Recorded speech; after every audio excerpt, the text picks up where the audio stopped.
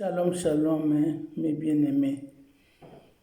Vraiment, je suis dans la joie de vous rencontrer encore ce soir pour partager notre formation. Comme nous sommes habitués à prier, je crois que nous devons commencer par la prière. Prions. Père éternel, Père de gloire, nous bénissons ta présence. Nous savons que tu es ici avec nous parce que la Bible le dit. Voilà pourquoi nous te sommes reconnaissants, Seigneur, pour ta présence. Parce que nous savons qu'avec toi, nous allons comprendre cette leçon. Avec toi, tu vas saisir notre esprit au travers de cette parole de ce soir. Nous comptons sur toi. Saint-Esprit, prends le trône de notre présence et conduis-nous dans la direction qui te plaît. Au nom de Jésus-Christ. Amen. Alors, bien-aimés, je suis encore très contente de vous revoir ce soir. Nous remercions le Seigneur qui nous a donné la grâce d'être encore en vie pendant cette semaine. Parce que nous savons que nous ne sommes pas spéciaux. Nous avons perdu beaucoup de personnes pendant cette semaine. Ces personnes-là étaient avec nous la semaine passée, mais aujourd'hui, peut-être ils ne sont plus en vie. Voilà pourquoi nous sommes reconnaissants à notre Dieu qui nous a donné encore ce souffle de vie ce soir. Alors qu'il soit vraiment loué. Ouais, par rapport à notre leçon de la fois passée, nous avons parlé de Jéhovah Shammah. Nous avons dit que Jéhovah Shammah voulait dire la présence permanente de Dieu dans notre vie. Donc, nous avons dit qu'il est toujours avec nous, qu'il marche avec nous. Et quand nous courons, nous devons savoir que nous sommes en train de courir avec un Dieu qui est en nous et qui est dans nous. Alors, nous avons dit que c'était un privilège d'avoir un Dieu, vraiment. Et maintenant, nous devons saisir l'opportunité de profiter au maximum par rapport à cette présence divine dans notre vie. Alors, ce soir, nous allons donner un petit enseignement très court, une exhortation qui est en train de renforcer l'enseignement de la fois passée. C'est pourquoi j'ai appelé ça un complément sur l'enseignement passé. Donc, comme nous avons dit que Dieu est toujours avec nous, alors nous voulons partager ce message toujours par rapport à la présence de Dieu pour enlever quelques équivoques. Alors, par là, nous voulons faire comprendre à nos bien-aimés que nous ne pouvons pas imaginer que comme nous avons Christ en nous, comme nous avons Jéhovah Shammah en nous, il est toujours permanent en nous. Mais nous ne pouvons pas nous imaginer que la présence de Dieu dans notre vie nous empêche d'avoir de problèmes. Que ce n'est pas que parce que nous avons Jéhovah Shammah que nous ne pouvons pas rencontrer des difficultés, des souffrances, de combats dans notre vie de chaque jour. Non. Malgré que nous marchons avec Dieu, le problème nous attend au cours de notre marche. Nous devons savoir que la Bible dit que nous sommes dans le monde, mais nous ne sommes pas du monde. Alors, comme nous sommes dans le monde, toutes les difficultés qui se trouvent dans le monde peuvent nous atteindre.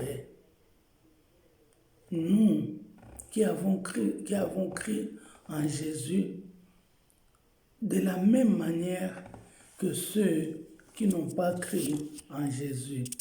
Donc il n'y a pas de différence par rapport aux circonstances, par rapport aux difficultés, par rapport au combat.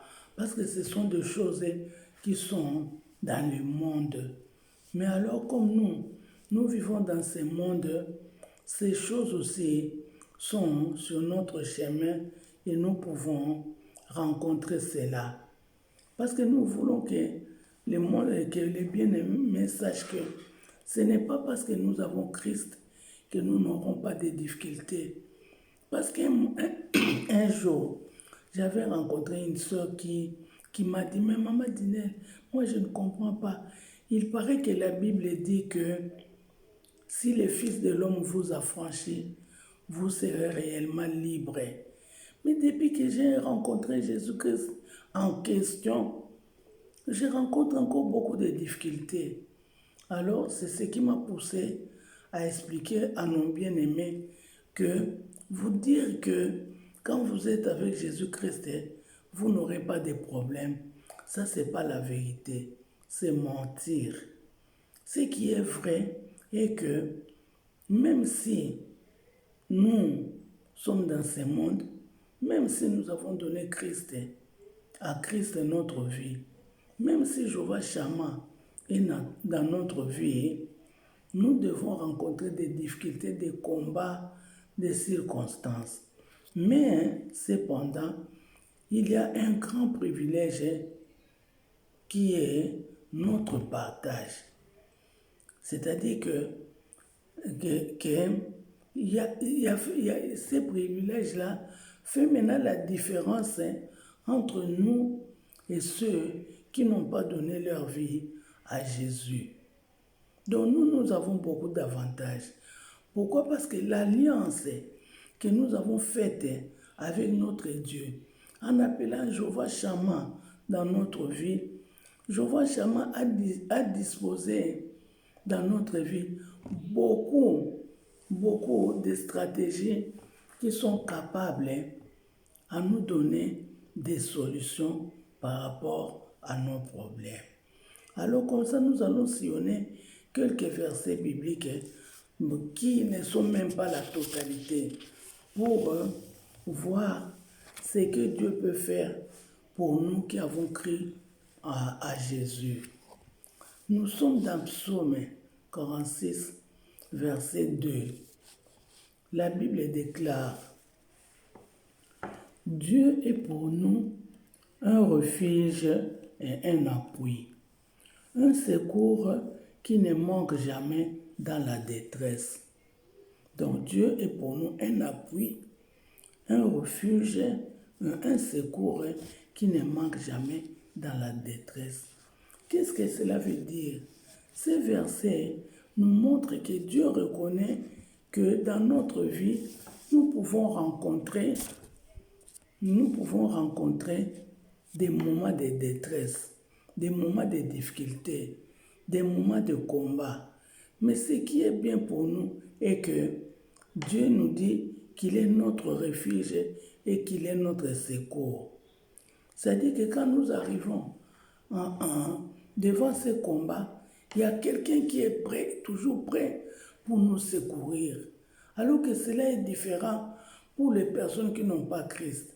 Donc l'alliance que nous avons faite avec Dieu nous donne cette opportunité d'avoir quelqu'un qui est là à côté pour nous secourir pendant les moments difficiles de notre vie.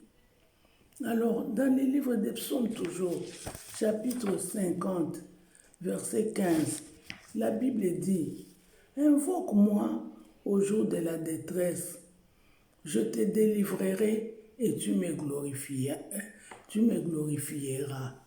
Ça, c'est une promesse. Dieu est en train de dire: je sais qu'il y aura des moments de détresse dans ta vie. Mais maintenant, quelle sera ta position quand tu rencontres les détresses? La Bible dit: invoque le Seigneur. Invoque-moi les jours où tu vas rencontrer des difficultés, où tu vas rencontrer des détresses. Moi, je te délivrerai et tu me glorifieras. C'est vraiment un avantage. Donc, il y a déjà quelqu'un qui est prêt à résoudre les problèmes que nous allons rencontrer dans notre vie. Vous ne voyez pas que vraiment, c'est vraiment bénéfique pour nous. C'est vraiment très, très avantageux pour notre vie. Il y a encore un autre verset biblique qui est dans Deutéronome, chapitre 4, verset 7.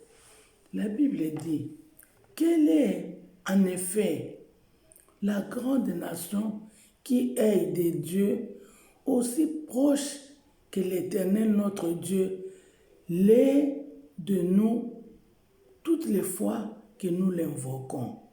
C'est-à-dire que toutes les fois que nous invoquons l'Éternel, il est toujours prêt. Il est toujours prêt à répondre à notre appel. Donc vraiment, ça c'est vraiment un privilège. Un privilège. Un grand privilège pour nous. Dieu, il est là. Il est toujours prêt. Comme il est dans nos cœurs, il est prêt. Quand nous voyons qu'il y a quelque chose qui ne va pas, pouf, directement, appelle-les, invoque-les. Il est là, prêt à répondre à ton appel. Maintenant, nous sommes dans Psaume 145, verset 18. La Bible déclare, « L'Éternel est près de tous ceux qui l'invoquent, de tous ceux qui l'invoquent avec sincérité. » Voilà, l'Éternel est toujours prêt pour ceux qui l'invoquent. C'est-à-dire que par rapport à tous ces versets que nous venons de lire, il y a un mot qui revient régulièrement, c'est invoquer. Invoque-moi, invoque-moi. Mais on invoque le Seigneur en priant. On invoque le Seigneur en entrant en contact avec lui, en le cherchant, en parlant avec lui, en lui exposant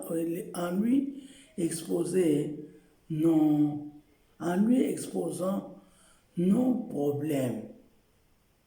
D'où nous sommes obligés de prier. Nous sommes obligés de savoir comment prier. Nous sommes obligés d'apprendre qu'est-ce que nous devons faire. Comment nous devons l'invoquer pour que ce Dieu-là nous écoute. Parce qu'il y a quelques temps passés, je vous ai dit que même les disciples, ils sont allés près de Jésus pour leur dire, Seigneur, apprends-nous à prier, comme Jean-Baptiste a appris à prier à ses disciples. C'est que toi et moi, nous devons savoir comment prier. Et puis nous devons aussi savoir quelles sont les stratégies que nous devons utiliser dans notre prière pour que Dieu nous exauce vite et facilement. Alors, c'est pourquoi il est vraiment important d'être toujours présent quand il y a un enseignement qui entre dans notre chaîne. Chercher à entrer en contact pour découvrir de nouvelles choses. Par rapport à la prière, je l'ai toujours dit que pour saisir le cœur de Dieu, ce que nous devons faire, premièrement, nous devons l'adorer. L'adorer et le louer. La louange et l'adoration, c'est la même chose. Quand je dis louer, c'est toujours l'adorer. Mais qu'est-ce que cela veut dire? Comment nous devons louer le Seigneur d'une façon pratique? C'est commencer à lui montrer ce qu'il est et ce qu'il a et le remercier de ce qu'il a fait dans notre vie. Voilà pourquoi dans ce deuxième chapitre de notre leçon, parce que jusque-là nous sommes toujours dans le deuxième chapitre de notre leçon, parlant sur Dieu. Nous avons parlé sur l'existence de Dieu. Nous avons donné des commentaires, beaucoup de commentaires pour montrer que réellement Dieu existait. Nous avons parlé des noms de Dieu, les différents noms de Dieu qui présentent les caractères de Dieu, puis qui présentent ce que Dieu est. Alors, dans notre adoration, nous devons montrer à Dieu ce qu'il est. Voilà pourquoi il peut nous arriver dans la prière de dire que Seigneur, nous t'invoquons parce que tu es le Dieu qui est au-dessus de tous les dieux. Seigneur, je t'adore parce que toi, tu n'as pas de débit, tu n'as pas de fin. Un Dieu qui n'a pas de début, qui n'a pas de fin. En hébreu, on l'appelle, elle est, on l'appelle Elolam. Elolam, c'est-à-dire le Dieu qui n'a pas de début, qui n'a pas de fin. Les dieux qui pourvoient toujours à nos besoins, il s'appelle Jéhovah Jireh. Là, tu lui dis, Seigneur, je te bénis parce que toi, tu es Jéhovah Jireh, tu pourvois à tous mes besoins. Qui est comme toi, Jéhovah Shalom, toi qui me donnes la paix, toi qui me remplis la paix, de paix dans ma vie. J'ai rencontré beaucoup de problèmes, mais toi, tu m'as donné la paix. Voilà pourquoi je t'appelle Jéhovah Shalom. Qui est comme toi, Jéhovah Nissi, toi qui es ma bannière.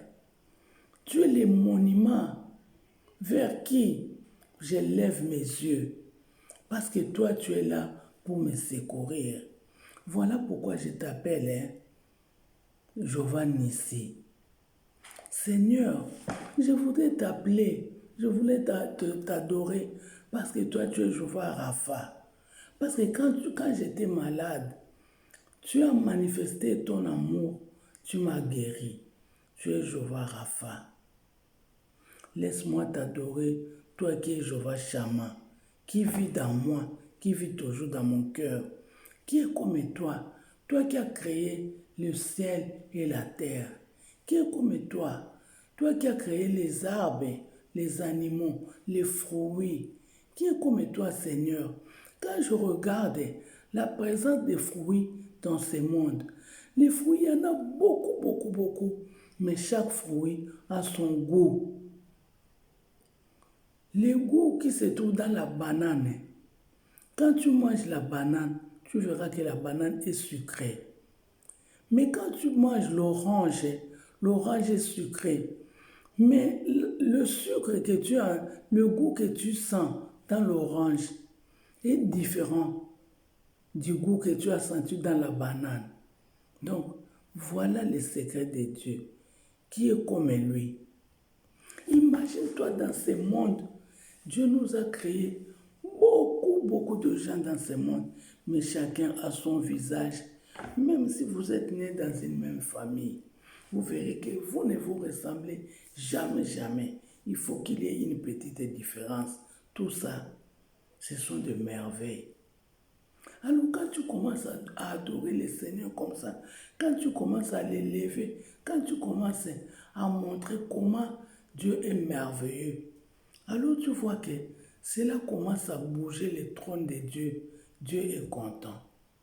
Après avoir entendu ton adoration, Dieu est prêt pour que tu puisses lui demander tout ce que tu veux. Voilà pourquoi à tout moment, quand nous vous partageons, je vous partage ces messages, c'est que je veux que vous connaissiez très bien le Seigneur, qui il est, comment il se présente dans des différentes circonstances, pour que cela te pousse, quand tu es en train de prier, que ta prière ait vraiment la profondeur, que ta prière touche les cœurs de Dieu. Tu ne peux pas venir dans cette école de découverte seulement pour apprendre. Aujourd'hui, Maman Diné nous a parlé de Jéhovah Shammah. Et aujourd'hui, Maman Diné nous a parlé de Jéhovah Rapha. C'est vrai, mais tu dois mettre en pratique. Je suis en train de t'aider comme ça pour qu'en priant, tu puisses parler, tu puisses dire à Dieu ce qu'il est. Parce que tu as compris les explications en profondeur de tous les noms de Dieu que je t'ai donnés. Alors, quand tu commences à présenter tous les problèmes comme ça, notre Dieu est vraiment très content. Et après, quand il t'écoute dans l'adoration et dans la louange et dans l'adoration, directement, Dieu est prêt à résoudre tous tes problèmes. Voyons un passage qui dit dans Psaume 33, versets 18 à 19, la Bible déclare: Voici, l'œil de l'Éternel est sur ceux qui les craignent, sur ceux qui espèrent en sa bonté, afin d'arracher leur âme à la mort et de les faire vivre au milieu de la famine. Chers frères et sœurs, surtout nous les Africains, nous savons bien la famine qui est en train de menacer l'Afrique. Nous voyons comment l'état de nos enfants, qui sont parfois kwashiorkorés, parce qu'ils ne mangent pas bien, ils sont dans la famine, ils sont dans les déserts. Mais Dieu dit qu'il est prêt de nous faire vivre, même dans la famine. C'est-à-dire, quand nous sommes connectés à ces dieux-là, nous menons une vie tous les jours, un contact avec Dieu. Il est capable de nous préserver de toutes les situations qui peuvent se présenter devant nous. Parce que nous savons comment nous devons toucher le cœur de ces dieux. Mes chers frères, la prière fonctionne. La prière marche. Alors là, pour conclure, comme j'avais dit qu'on ne sera pas pour longtemps, je vais lire un passage biblique. Vous connaissez d'ailleurs ce passage-là dans le livre des Actes, chapitre 12, versets 5 à 11. Nous allons voir comment la prière fonctionne. Je lis au nom de Jésus-Christ.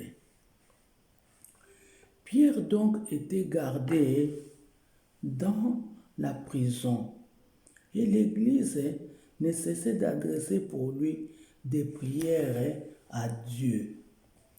La nuit qui précéda le jour où Hérode allait les faire comparaître, Pierre, lié de 2 chaînes, dormait entre 2 soldats et 2 sentinelles devant la porte gardée la prison.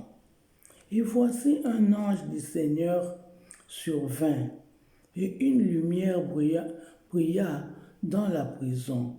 L'ange réveilla Pierre en le frappant au côté et en disant: Lève-toi promptement.